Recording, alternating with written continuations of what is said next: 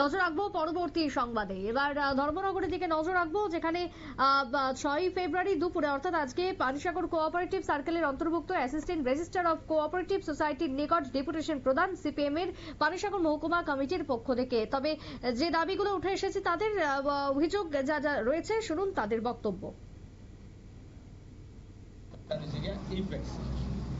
তো এখানে আমরা লক্ষ্য করলাম যে নির্বাচন যেহেতু ফ্যাক্সর হয় প্রতি 5 বছর অন্তর অন্তর, প্রত্যেকটা পলিটিক্যাল পার্টি, যদিও তার পলিটিক্যাল পার্টির সিম্বলই এখানে ইলেকশন হয় না, তার আলাদা আলাদা ইন্ডিপেন্ডেন্ট সিম্বল নেওয়া হয়, কিন্তু পলিটিক্যাল পার্টি এগুলো মূলত তার এগুলো হ্যান্ডেলিং করে। ওই জায়গাতে দাঁড়াইয়া পলিটিক্যাল পার্টি বা বিভিন্ন পঞ্চায়েতে নোটিশ টাঙ্গানো হয়, টাঙ্গিয়া এটা মোটামুটি পাবলিশ করা হয় এবং সাধারণ জেনারেল যে সভাটা হয় সবার মাধ্যমে এটা টোটালি এলাকাতে অবগত করা হয় যে ইলেকশন হইব এই প্যাক্সের।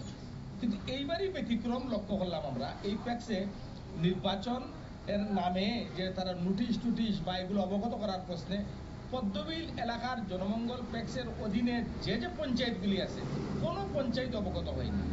এবং আমরা লক্ষ্য করলাম বিভিন্ন সামাজিক মাধ্যমে যে গতকালকে যে জনমঙ্গল প্যাক্সে নাকি বিনা প্রতিদ্বন্দ্বিতা এখানে বিজেপির মনোনীত প্রার্থীরা জয়ী হয়েছে বলিয়া গোটা এলাকায় হই হই রই রই দুমদাম। বাবাদের বক্তব্য আপনারা শুনলেন।